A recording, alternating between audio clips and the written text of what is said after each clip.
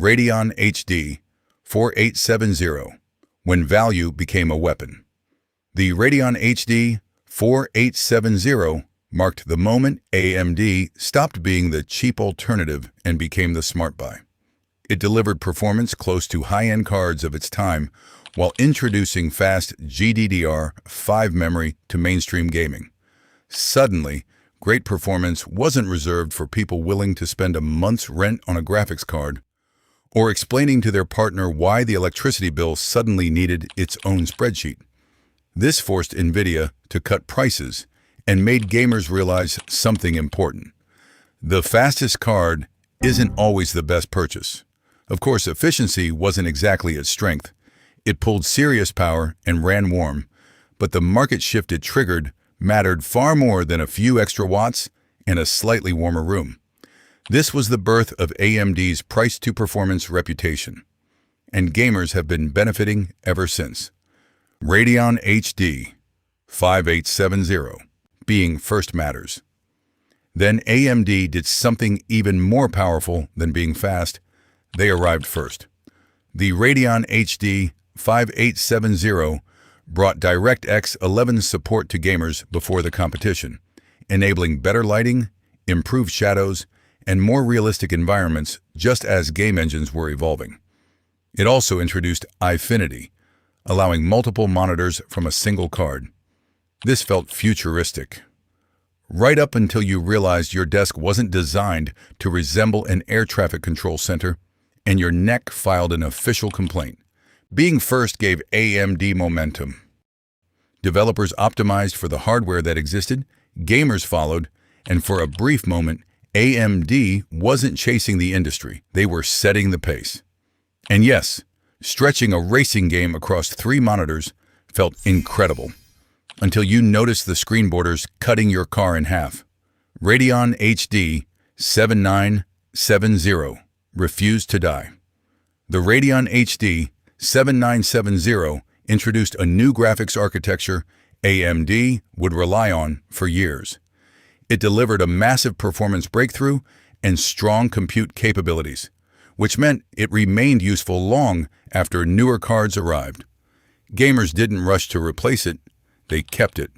Driver updates kept improving performance, and it handled evolving game engines better than expected.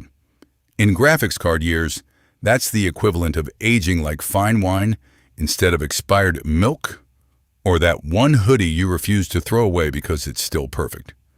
It wasn't cheap at launch, and competition quickly responded.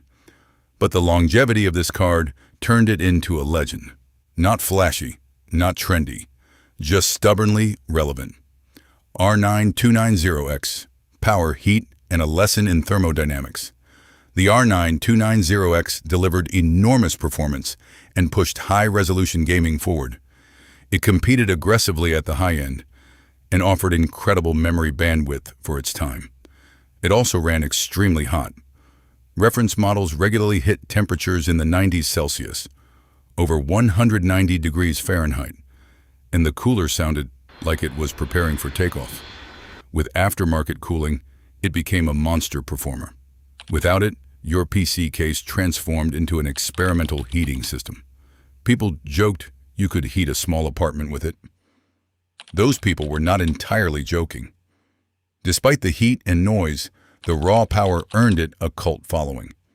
If you owned one, you didn't just play games. You managed airflow like an air conditioning technician with a gaming addiction. RX 580, the budget hero everyone owned. Instead of chasing the ultra-expensive high-end, AMD made a strategic pivot and dominated where most gamers actually buy. The RX 580 delivered smooth 1080p gaming at a price normal humans could afford. With 8 gigabytes of memory, it aged surprisingly well and handled modern games longer than many expected. It wasn't flashy or exotic. It was dependable, the hardware equivalent of a car that starts every morning no matter how badly you treat it and somehow survives another winter. Then crypto mining happened, prices skyrocketed, shelves emptied, and the RX 580 became harder to find than common sense on the internet. The card didn't change, demand did. One day it was a budget hero. The next, it was a collector's item guarded by crypto miners in their home mining setups. RX Vega 64, power with a personality. AMD aimed high again with the RX Vega 64, introducing HBM2, so a new type of ultra-fast memory and advanced compute capabilities. On paper, it looked cutting edge. In practice, it delivered strong performance but demanded serious power and cooling to stay under control. It excelled in creative workloads and compute tasks, making it attractive beyond gaming. For gamers, however, heat output and power consumption were hard to ignore. Vega wasn't weak, it was demanding. Think of it as a high-performance sports car. Thrilling when handled correctly, exhausting if you just want a quiet commute, or if your case airflow is powered by optimism and one exhausted fan. Owners loved its power. Their power supplies loved it slightly less. RX 6800XT, AMD's real comeback. With AMD's RDNA 2 design, a new, more efficient way to build graphics cards, RX 6800XT reset expectation. It delivered excellent 1440p performance and strong 4K capability while introducing Infinity Cache, a smart on-chip memory that helps data move faster and improves efficiency. When paired with Ryzen processors, Smart Access Memory provided extra performance, making AMD systems feel more integrated and optimized, like they finally stopped sending emails and started actually talking to each other. This generation allowed AMD to compete head-to-head in the high-end again. Ray tracing improved significantly, though NVIDIA still held the advantage in extreme scenarios. But in traditional rendering, the way most games still run, AMD was fully back in the fight.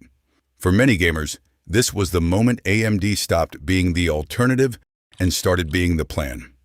RX 7900 XTX, modern power without the halo price. The RX 7900 XTX represents AMD's modern flagship approach.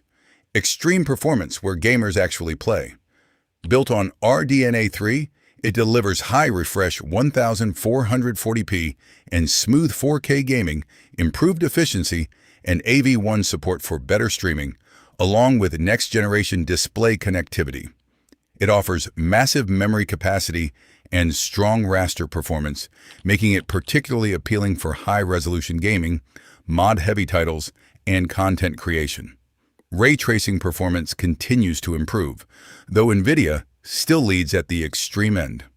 For most players, however, this level of performance already exceeds what their monitor and electricity bill asked for.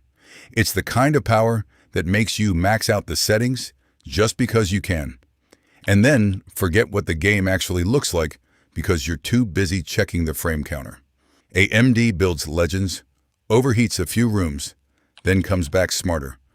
The next shift isn't about the fastest graphics card, it's about the one people actually buy.